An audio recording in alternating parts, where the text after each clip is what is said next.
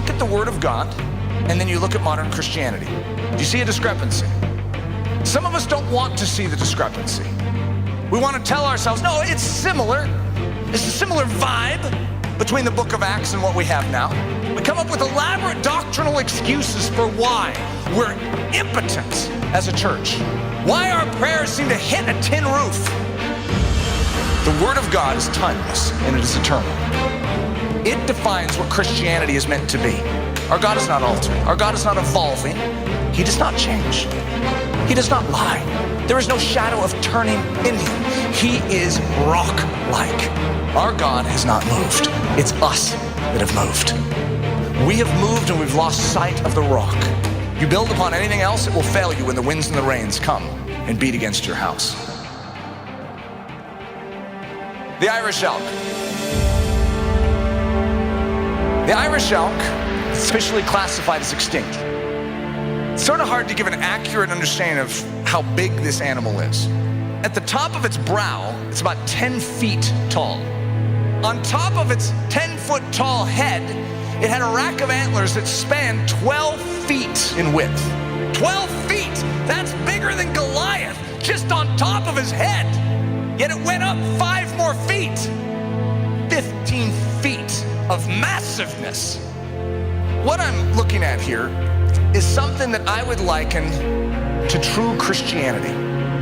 Christianity the way God intended it to be. We love seeing elk. Elk are majestic creatures. They stir us. For some reason, there's something about an elk that is moving. They're a regal animal. However, what's the height of an elk, would you guess? I mean, would we say 5-6 feet would be the top of a head, maybe? I mean, those are still big, right? Rack of antlers, maybe a couple feet above that. We might get up to 8 feet. You take a modern day elk and stand it next to an Irish elk. You were really impressed with the modern day version, weren't you? Our problem is we've lost sight of the Irish elk version of Christianity. We don't even believe it exists. We honestly believe it's gone extinct. We don't go after it. God doesn't intend to do those things in a man or a woman of God anymore. That was what he did back then. Those are things for yesteryear, not for today. You see, we need a rack of antlers, something that causes the world to stop their car, slam into a pole and say, "Did you see that?" When I was studying extinct animals, this is what it said.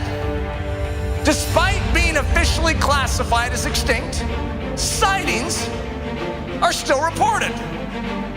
Now, correct me if I'm wrong, but if sightings are still being reported, shouldn't you remove or change the classification of extinct? Doesn't extinct to you mean gone? No more. You see, this is Christianity, and this is what God wants to bring back. You see, what we say is, despite being officially classified as extinct, true Christianity, brawny Christianity, the type of Christianity that stands on a rock and is unmoved in a generation, the type of Christianity that knows the power of their God. George Mueller's their way through to support 1,000 orphans, to grow them up merely on faith.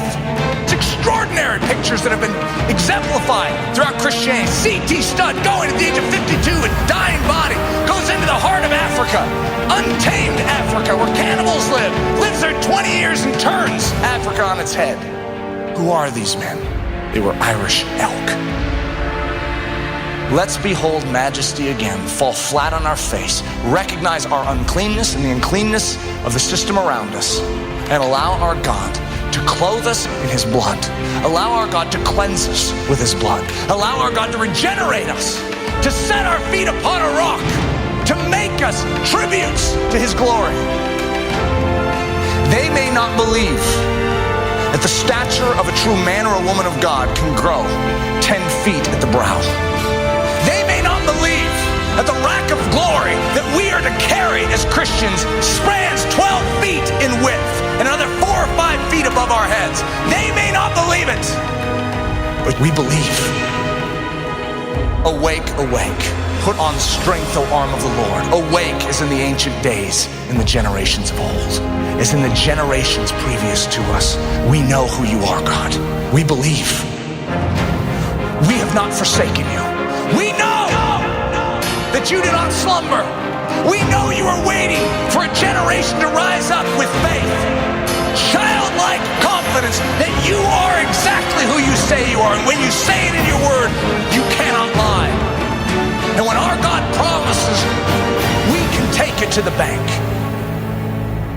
I want to see this rack of antlers on the Church of Jesus Christ again.